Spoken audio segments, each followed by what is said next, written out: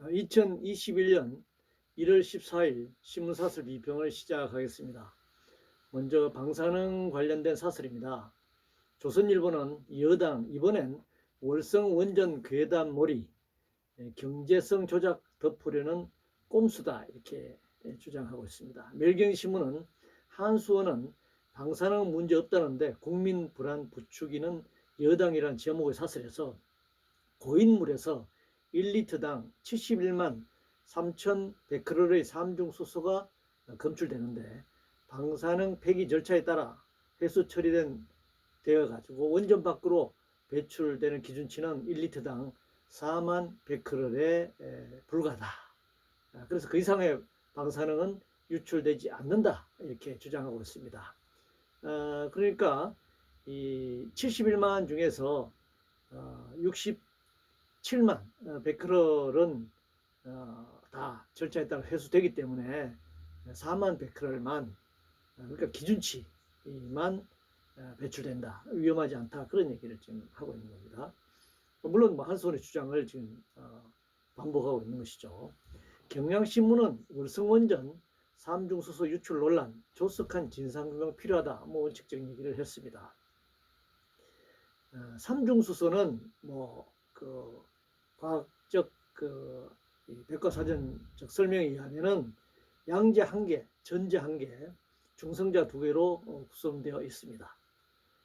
수소와 중수소는 방사성 물질이 아니지만 삼중수소는 방사성 물질이다 이렇게 되어 있습니다.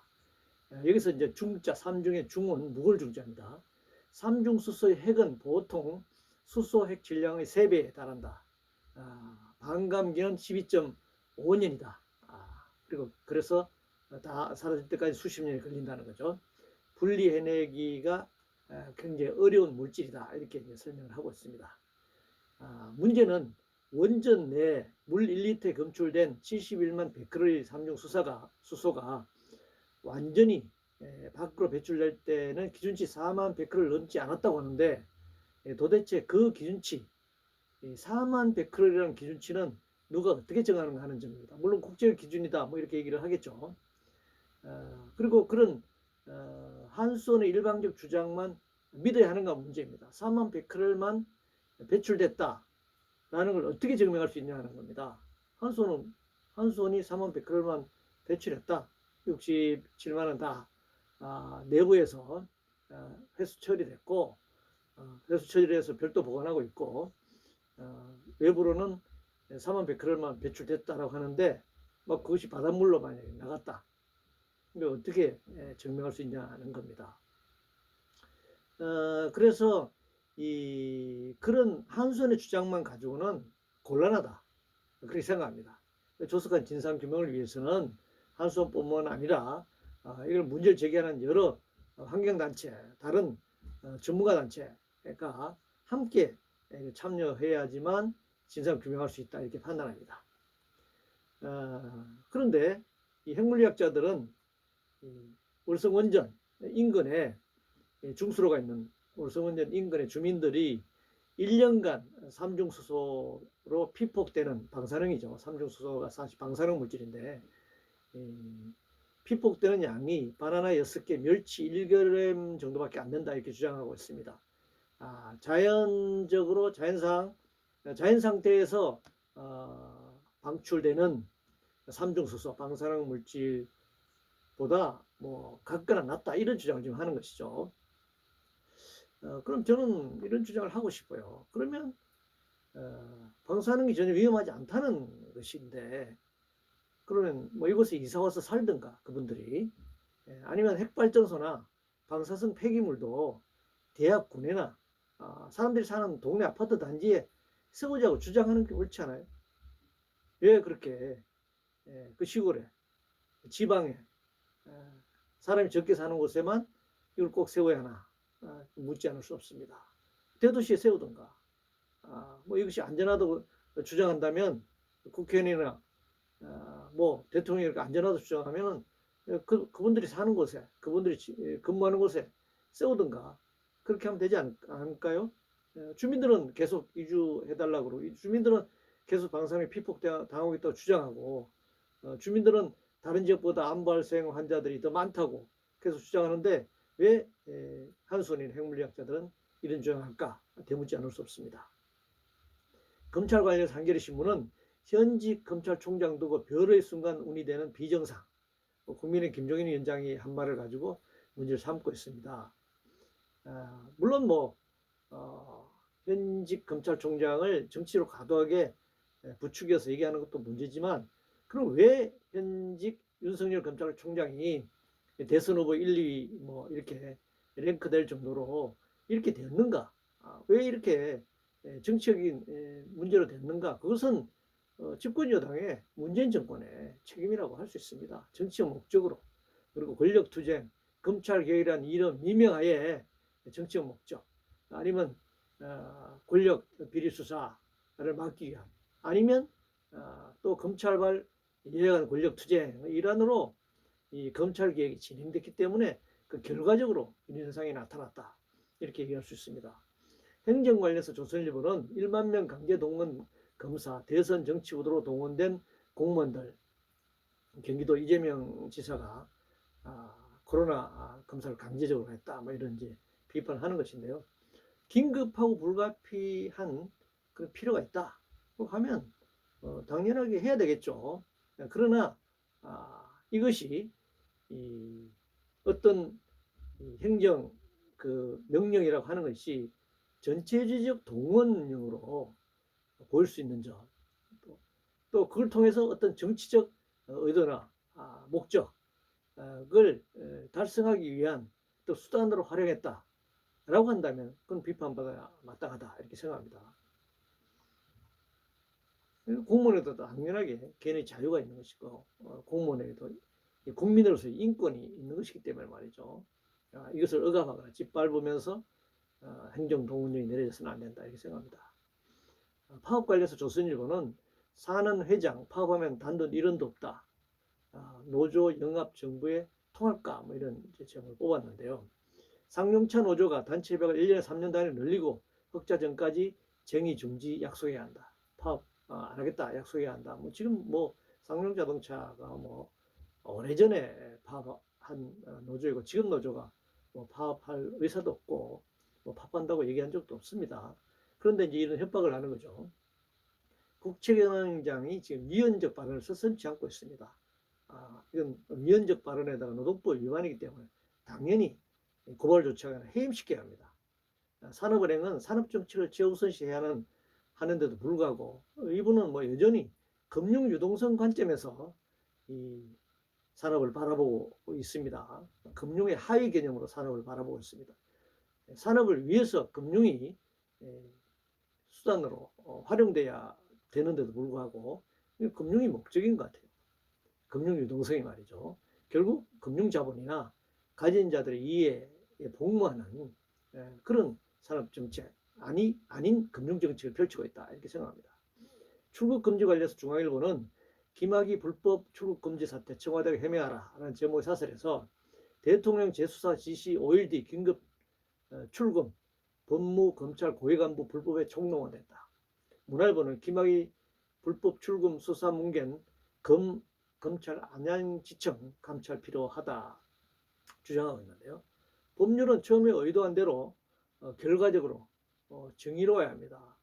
의도한 대로 말이죠. 그러나 그 절차적 정당성도 당연히 확보돼야 하는 것이죠. 우선 만약 그것이 불법이었다면 당연하게 조사하고 수사하고 책임을 물어야 할 일이라고 생각합니다. 주식 관련해서 중앙일보는 주식 공매도 예정대로 3월에 재개해야 한다 라는 제목의 사설에서 공매도는 하락 장세가 예상되면 주식을 빌려 매도한 뒤 주가가 떨어지면 상값에 되사 상환하고 차익을 거두는 거래 기법이다. 거래 기법이라고 지금 표현하고 있습니다.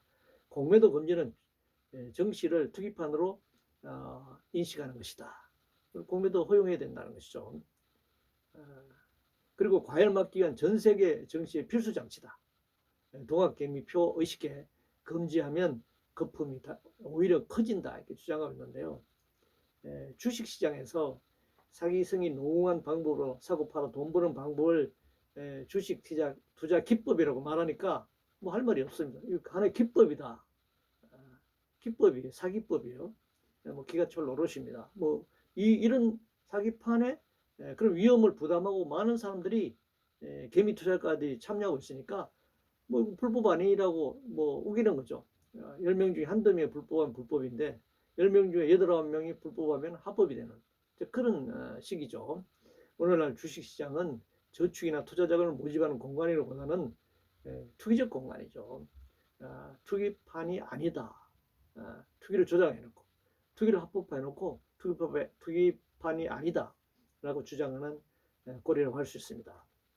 고용 관련해서 동아일보는 사상 최악 고용 한파, 땜질 대책의 끝 안 보이는 일자리 대라는 제목을 사설해서 고용 사정을 근본적으로 개선하려면 양질의 일자리를 많이 만들어야 한다 이렇게 주장하고 있습니다. 매일경신문은 3040 일자리 32만 개 감소, 경제 허리가 무너진다.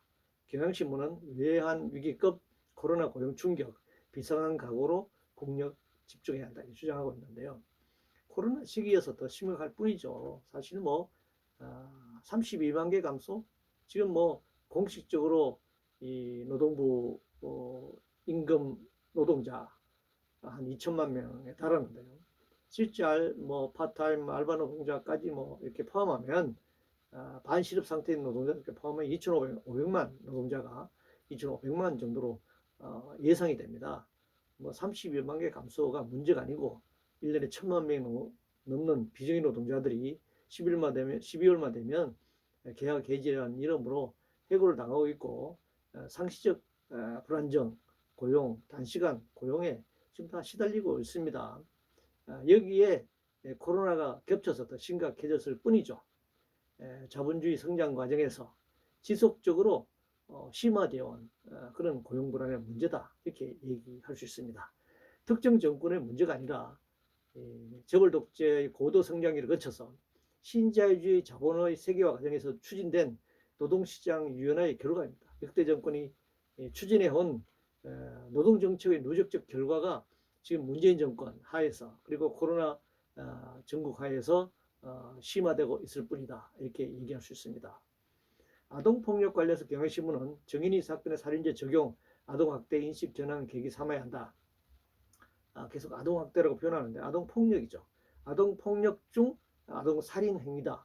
이렇게 그냥 법률적으로 건조하게 개념화해야 됩니다. 그리고 뭐 최근에 대통령 기자회견에도 뭐 논란이 있었습니다만 입양 문제로 특화해서 문제를 바라봐서는 안 됩니다. 이것은 그냥 가정에서 벌어지는 아동학대다. 그리고 이것은 사회의 구조적 폭력의 일부분이다. 이렇게 인식해야 되는 것입니다. 남북관계 관련해서 동아일보는 거칠어지는 김여정의 입, 그럴수록 좁아지는 북의 기회. 한겨레신문은 남북미 올 상반기 평화의 골든타임 놓치지 말아야 한다 이렇게 주장했습니다. 북한의 성명이나 담화문 같은 표현에 일희일비할 문제도 아니지만 무조건 어떤 시기에 희망을 말하는 그런 희망 고문도 더 이상 하지 말아야 할 것입니다.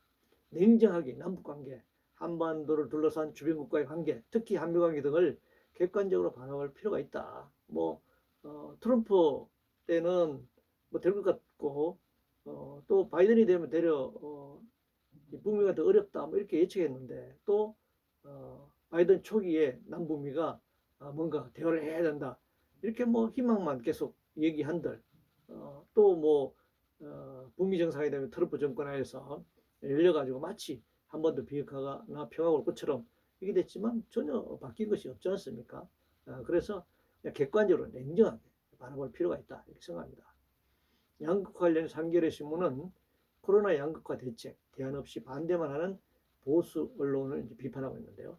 지금 정부의 코로나 대책은 그저 땜질하는데 급급할 뿐 양극화 대책과는 거리가 멀다 이렇게 생각합니다.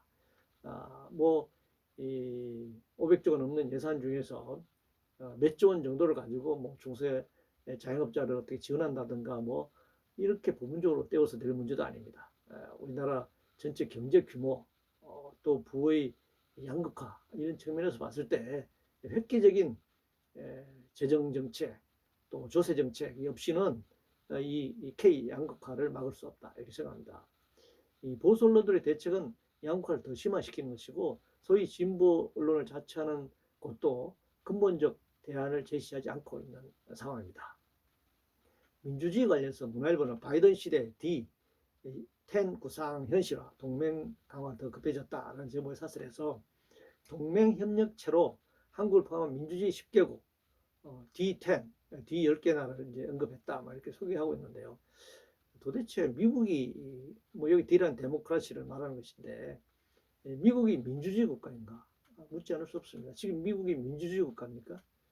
선거 제도 하나도 민주적으로 진행하지 못하는 나라잖아요.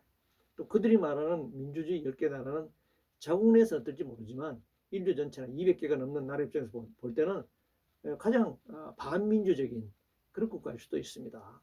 전 세계 적주의 침략과 지배, 또 문화적, 경제적 착취와 수탈 이런 나라일 수가 있는 것입니다.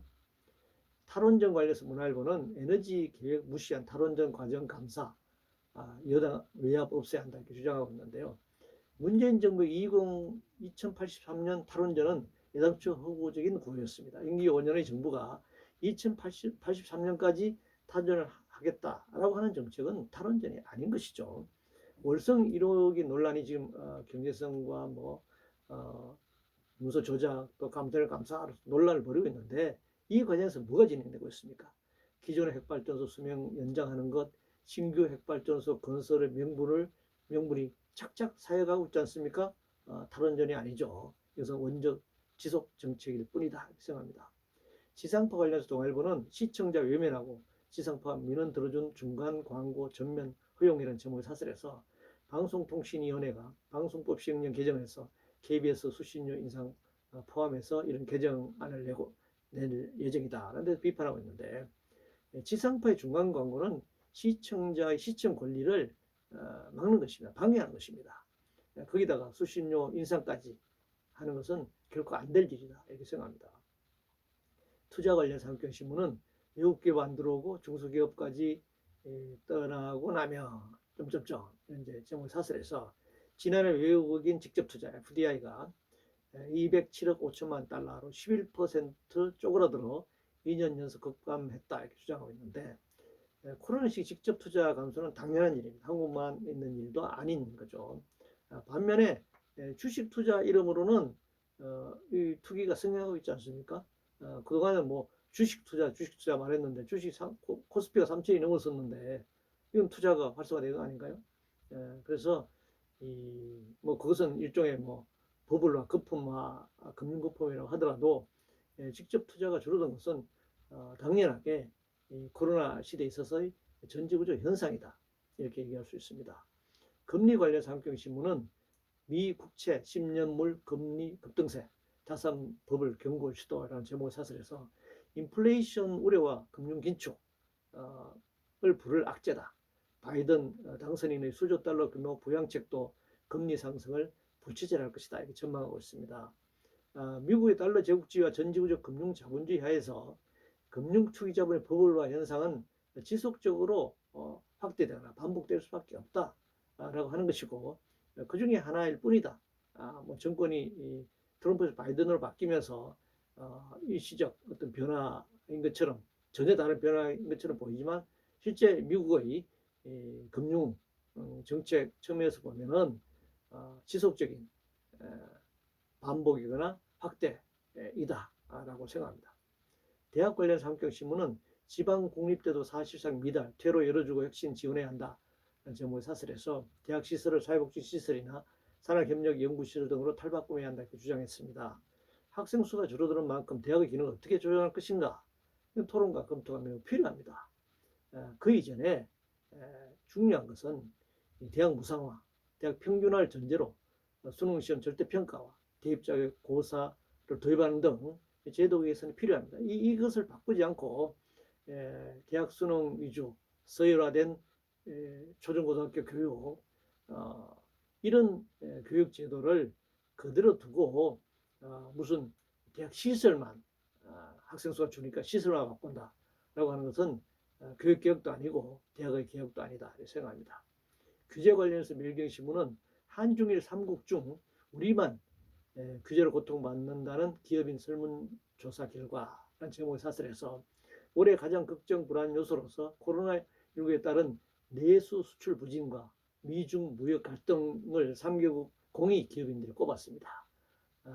이제 이건 공통이죠. 근데 일본은 나머지 그 다음에는 세 번째로는 디지털 혁신 능력 부족, 중국은 성장률 둔화, 한국은 과도한 규제와 정치 정책 불안이다. 뭐 이런 이제 여러 가지 요인 중에 하나를 이제 꼽았는데 세계 나라 약간 3위에 가서는 약간 다른 것이 있다는 거죠. 근데 제목이 보면 한줄 삼국 우리만 규제로 고통받는다는 기업인 설문조사 결과는 이 설문조사 결과를 완전히 왜곡해서 설명하고 있습니다. 내수 수출 부진, 미중 무역 갈등이 1, 2위인데 3개국 기업인이 가장 공통적인 문제이죠. 근데 한국만 규제가 문제다라고 말했다. 이건 3위에 있는 걸 끄집어내 가지고 1, 2위가 없다면은 뭐 규제가 한국 기업인이 규제가 제일 문제라고 할 수 있지만 1, 2가 공통으로 3개국은 똑같은데 어떻게 3위 있는 문제를 끄집어내 가지고 가장 한국 기업은 규제가 제일 문제다라고 이렇게 해석할 수 있나요? 3위를 1등으로 만드는 이런 왜곡된 해석이라고 할 수 있습니다. 이상으로 2021년 1월 14일 목요일 신문사설 비평을 모두 마치겠습니다.